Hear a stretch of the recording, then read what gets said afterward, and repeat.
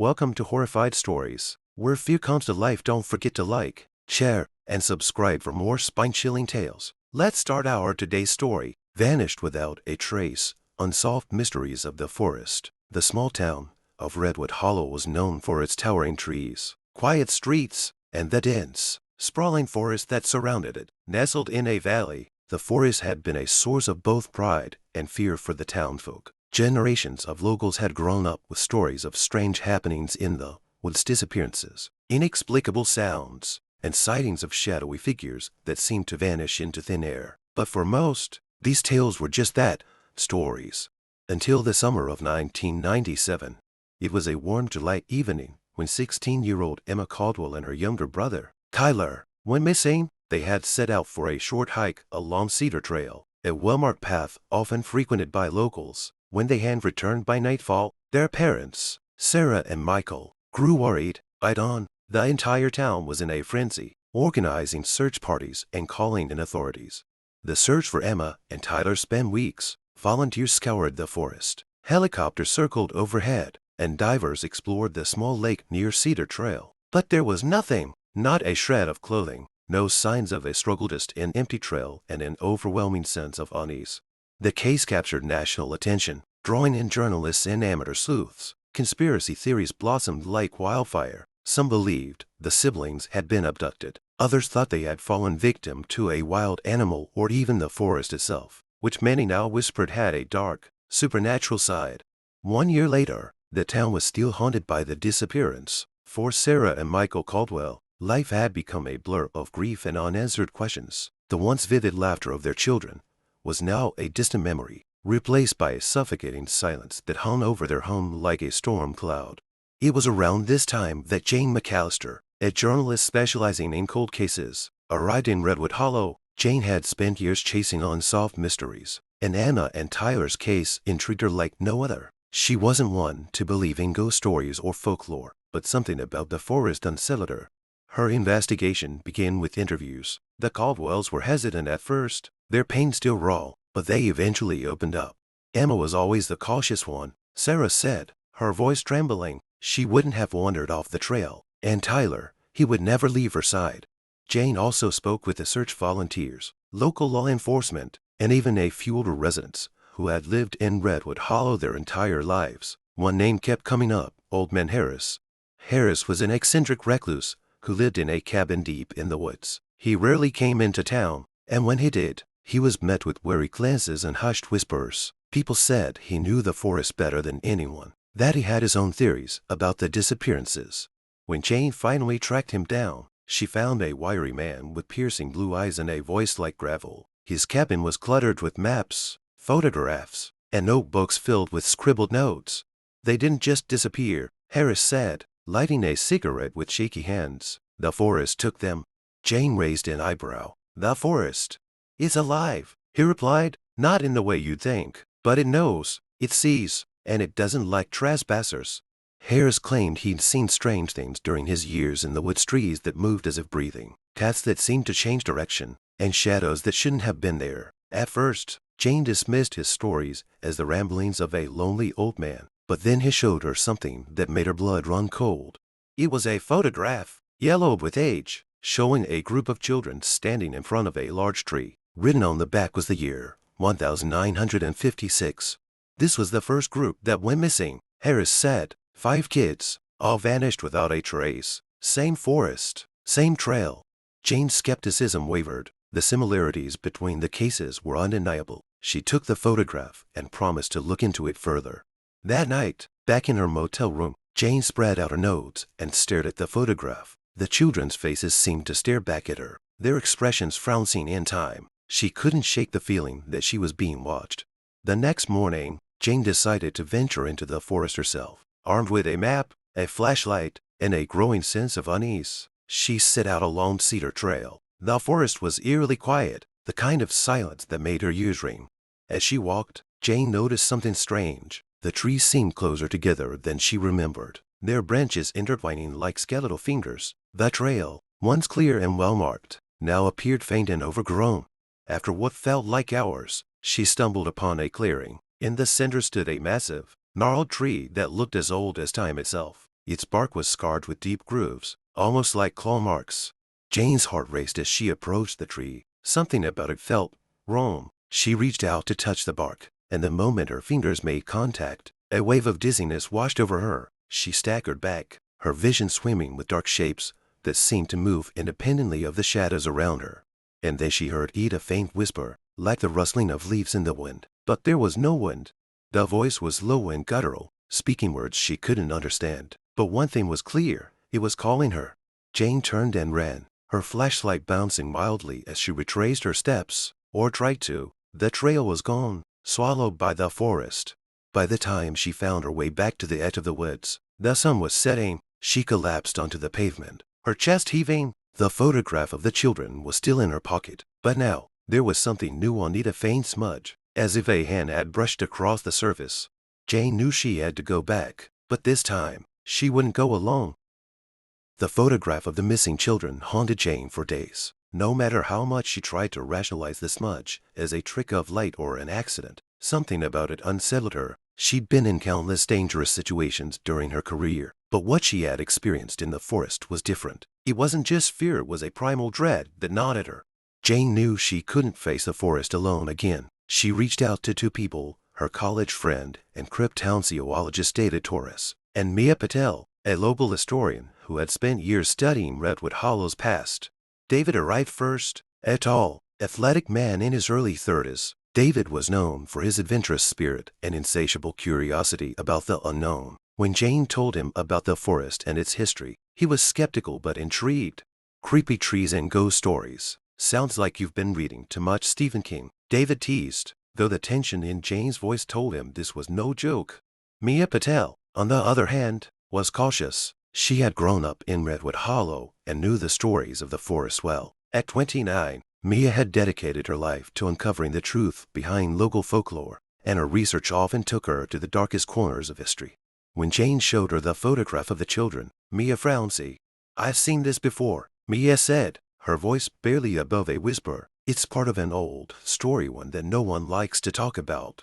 Mia explained that the photograph had been linked to a string of disappearances in the 1950s. 5 children had vanished from Redwood Hollow under eerily similar circumstances. Though the authorities had searched extensively, they had found nothing. What made the case even stranger was that some townfolk claimed to have heard the children's voices in the woods for years after they disappeared. Jane, David, and Mia spent the next few days piecing together clues. Mia dug through local archives, unearthing police reports, newspaper clippings, and old maps of the forest. David focused on the science, researching environmental factors that might explain the strange phenomena, such as naturally occurring hallucinations caused by toxic plants or underground gas pockets. But their breakthrough came from an unexpected source, Old Man Harris. When the trio visited Harris again, he seemed reluctant to talk, but after some coaxing, he revealed something new. "There's a path," Harris said, his eyes darting nervously to the window. "It doesn't appear on any map, but it's there. Locals call it the Forgotten Path. Those who walk it, they don't come back." Jane leaned forward. "What happens on the path?"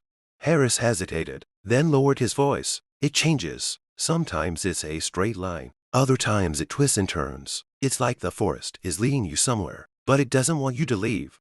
David frowned. "That sounds like a bunch of folklore. Trails don't just move on their own." Harris shot him a sharp look. "You think I'm making this up? I've seen it. I've walked it, and I barely made it out alive." Harris handed them a crumpled piece of paper, a hand-drawn map of the forest. Marked on it was a faint, dotted line labeled Forgotten Path. "If you're stupid enough to go looking for answers," Harris said, "follow this, but don't say I didn't warn you." Armed with the map and their resolve, the trio prepared for their journey. They packed supplies, water, flashlights, a first aid kit, and radios to stay in contact. David brought a GPS tracker, though Harris warned them it likely wouldn't work in the forest. The next morning, they set out. The air was heavy with humidity, and the forest seemed unnaturally still. Even the bird song that usually filled the woods was absent. As they followed the map, the trees seemed to grow denser, their gnarled roots twisting across the ground like veins. The trail gradually faded, replaced by the faint, uneven path Harris had described. Hours passed, and the forest seemed to close in around them. Jane couldn't shake the feeling that they were being watched. Shadows flickered at the edge of her vision, and every rustle of leaves made her jump. This is insane, David muttered, checking his GPS. It's completely useless. It says we've been walking in circles, but we haven't turned once. Mia stopped suddenly, her eyes fixed on something ahead. Do you see that? Through the thick undergrowth, a structure came into view. It was a crumbling stone archway, covered in moss and vines. Beyond it, the path disappeared into darkness. This isn't on any map, Mia said, her voice trembling. Jane approached the archway cautiously. The air around it felt colder, and the silence was almost deafening. Carved into the stone were symbols, intricate patterns that looked ancient. What do you think it is? David asked, snapping a picture. Mia ran her fingers over the carvings. I've seen these before, in old texts. They're warnings. Whoever built this didn't want people going any further. Jane's gut told her to turn back, but curiosity pushed her forward. She stepped through the archway, her flashlight cutting through the gloom. The forgotten path stretched out before them, wading deeper into the forest. But something was different now. The trees seemed to hum with energy, their branches reaching out like skeletal hands. As they walked, the whispers began.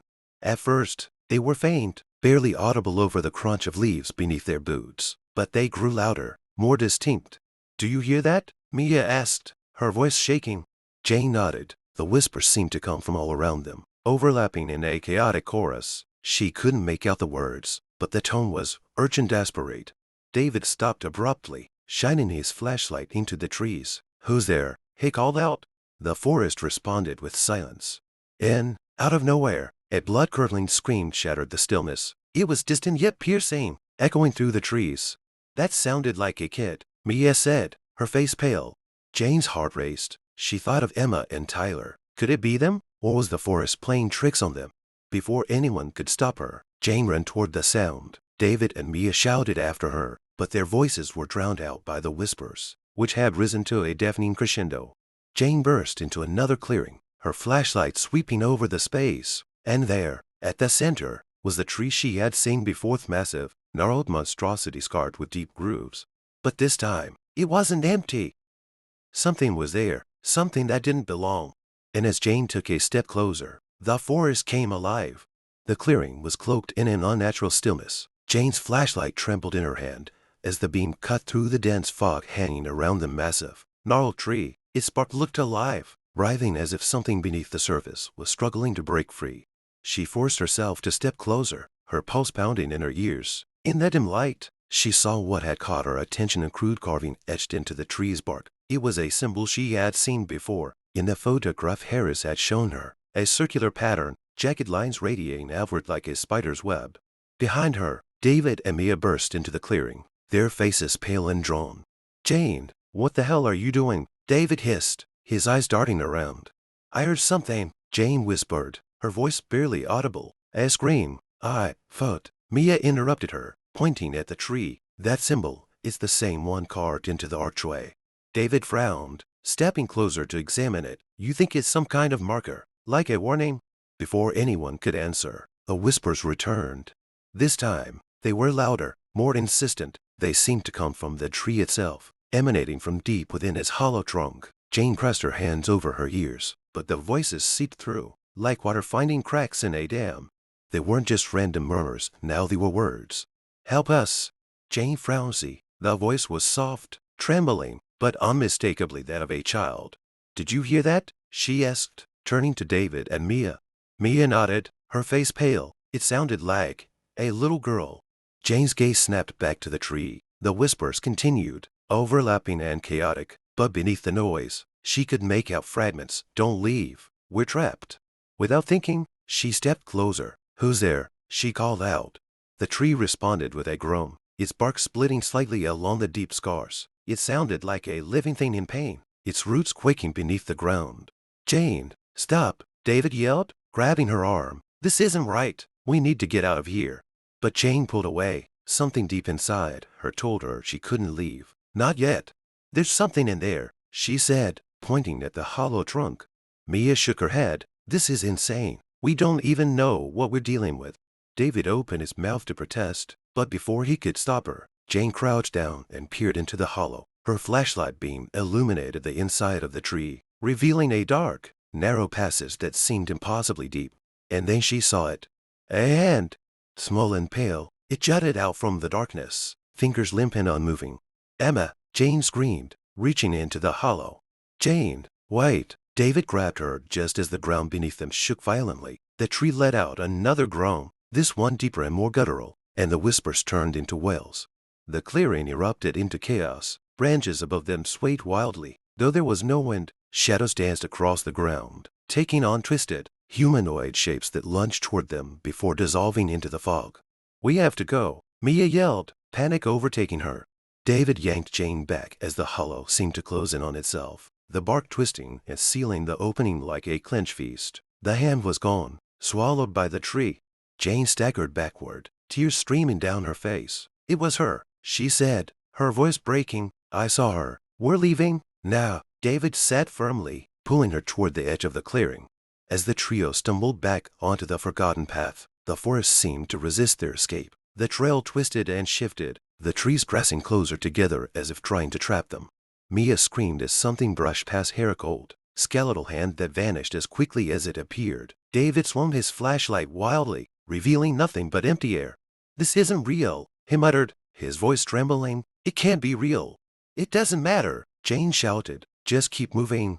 After what felt like hours, they finally broke free of the forest's oppressive grip, collapsing onto the dirt road at the edge of the woods. The whispers faded, replaced by the distant sound of crickets and the rustling of leaves. For a long moment, none of them spoke. They were too shaken, too overwhelmed by what they had just experienced. Finally, Mia broke the silence. What was that? She whispered. Jane shook her head, still clutching the photograph of the missing children. I don't know, but it's connected to the disappearances. I'm sure of it. David ran a hand through his hair, his face pale. We need to go back with a bigger team, better equipment. We can't face that alone. Jane stared at the forest, her mind racing. We can't wait. If Emma and Tyler are in there, if anyone's in there, they don't have time for us to sit around and plan. Mia placed a hand on her shoulder. But if we go back unprepared, we might not make it out next time. Jane didn't respond. Her eyes were fixed on the tree line, where the shadows seemed to shift and writhe as if alive. That night, as they returned to their motel, Jane couldn't sleep. Every time she closed her eyes, she saw the hollow tree, the hand reaching out, and the endless darkness within. But there was something else, too. A voice, faint but clear, whispering in her mind, "Come back." And she knew, no matter how much her friends tried to stop her, she couldn't stay away. The following morning, Jane awoke to a chilling realization. She had to go back. She didn't just feel it in her gut, heard it in her mind. The whispers hadn't stopped. They were calling her, louder, more insistent. Come back. Find us. Save us. When she shared her decision with David and Mia, the two reacted exactly as she expected. Absolutely not, David snapped, pacing the motel room. You saw what happened. That place is, whatever it is, it's dangerous. If we go back in, we might not make it out this time. Mia nodded, her expression grim. Jane, I know you want answers, but you can't throw your life away. The forest doesn't play by the same rules we do. It's wrong. Jane's hands trembled as she set the photograph of the missing children on the table. I saw her hand, David, Emma's hand. She's still in there, and if there's even a chance, I can't save her. I have to try. David and Mia exchanged a worried glance, and after a long silence, David sighed heavily. Fine, but if we're doing this, we're going in prepared. No splitting up, no rushing ahead, and we bring every piece of gear we've got. By nightfall, the trio stood at the edge of the forest, armed with ropes, extra flashlights, flare guns, and even a small handheld camera to document what they encountered. This time, David had also brought an EMF reader and thermal imaging equipment, hoping to make sense of the strange phenomena. The air felt heavier as they stepped onto the forgotten path, the oppressive silence returning almost instantly. The forest seemed darker, as though the trees themselves were sucking the light from their flashlights. Hours passed as they followed the map, the path twisting and turning in ways that defied logic. Jane's heart pounded in her chest, the whispers growing louder with every step. Finally, they reached the clearing. The massive, gnarled tree loomed before them, its bark scarred with the strange symbols they'd seen before. But this time, there was something new. Hanging from the branches were scattered pieces of clothing, old photographs, even small toys. They swayed gently in an unseen breeze, their presence both eerie and heartbreaking. Mia gasped, pointing to a faded blue backpack hanging from one of the lower branches. That's Tyler's, she whispered. Jane's stomach twisted. She moved closer, her flashlight sweeping over the items. Each one seemed to belong to someone, a piece of a life left behind. "This is a memorial," David said, his voice low, "or a trophy display." Before anyone could respond, the whispers turned into screams. They were deafening, echoing through the clearing with a ferocity that made the ground shake. Jane stumbled, clutching her head as the voices overwhelmed her. "Help us! Save us! Don't leave!" The tree's hollow trunk began to split open, revealing a dark, yawning void. The symbols on its bark glowed faintly, pulsing in rhythm with the screams. Without hesitation, Jane moved toward the opening. "Jane, no!" David shouted, grabbing her arm. "I have to," she said, tears streaming down her face. "They're in there. I can feel it." David hesitated, then nodded grimly. "We're all going in, together." The three of them stepped into the hollow, their flashlights barely penetrating the darkness. The air was cold and damp, and the walls of the tunnel felt alive, pulsing faintly beneath their touch. The further they descended, the stranger the space became. The tunnel twisted unnaturally, its angles defying logic. Time seemed to stretch and contract, and the whispers grew louder, overlapping until they were almost unbearable. Finally, they emerged into a vast underground chamber. The space was unlike anything they'd ever seen. Giant roots stretched across the walls, glowing faintly with an otherworldly light. In the center of the chamber stood a circle of stone pillars, each etched with the same symbols they had seen on the tree. And in the middle of the circle were the missing children. Emma, Tyler, and the 5 children from the photograph stood frowning, their eyes wide and unblinking. They looked as though they hadn't aged a day, their clothes untouched by time. "They're alive," Mia whispered, stepping closer. But as Jane reached out to touch Emma, the ground beneath them trembled. The roots along the walls writhed violently, and a low, guttural roar filled the chamber. Something massive began to emerge from the shadows behind the pillars. It was a creature unlike anything they could have imagined, a towering mass of roots, art, and shadow. Its form was ever-shifting, its eyes glowing like embers. The air grew colder as it moved closer, its presence suffocating. "It's the forest," David said, his voice barely audible. "It's alive." The creature let out another roar, its voice a symphony of rage and sorrow. The children began to stir, their movements jerky and unnatural. "Run!" Mia screamed, grabbing Jane's arm. But Jane refused to move. "We can't leave them." The creature lashed out, its massive roots slamming into the ground and narrowly missing them. David fired a flare gun, the bright light momentarily blinding the beast. "Get the kids!" he yelled, reloading. Jane and Mia rushed to the circle, shaking the children awake. Emma was the first to respond, her eyes filling with tears as she recognized Jane. "You came," Emma whispered. "We're getting you out of here," Jane said, her voice firm. As the children began to wake, the creature grew more frantic. Its attacks became wilder, the chamber shaking violently with each strike. David fired another flare, but the creature didn't retreat. Instead, it lunged toward them, its shadowy form engulfing the chamber. "This way," Mia shouted, pointing to a narrow passageway that seemed to lead back to the surface. The group sprinted toward the tunnel, the children stumbling as they tried to keep up. The creature roared behind them, its roots tearing through the walls in pursuit. By the time they reached the surface, dawn was breaking. The sunlight seemed to repel the creature, its shadowy form retreating into the forest with a final, ear-splitting wail. The group collapsed onto the dirt road, gasping for air. Emma clung to Jane, her small hands trembling. "You saved us," Emma said softly. Jane hugged her tightly, tears streaming down her face. "I promised I would." As the sun rose over Redwood Hollow, the forest seemed to shrink away, its once menacing presence now eerily quiet. But Jane knew the danger wasn't truly gone. The forest was alive, and it would always be watching. In the weeks that followed, the town struggled to comprehend what had happened. The children, though physically unharmed, had little memory of their time in the forest. Jane, David, and Mia tried to explain what they had seen, but their story was met with skepticism and fear. The forgotten path was officially sealed off. The locals whispered that the forest would find new ways to lure people in. Jane returned to her home, her mind forever marked by what she had experienced. Late at night, when the world was silent, she could still hear the whispers. "Come back." She knew one thing for certain, the forest wasn't done with her yet. If you like this story, don't forget to hit the like button, share and subscribe the channel. Help us grow. Thanks for watching.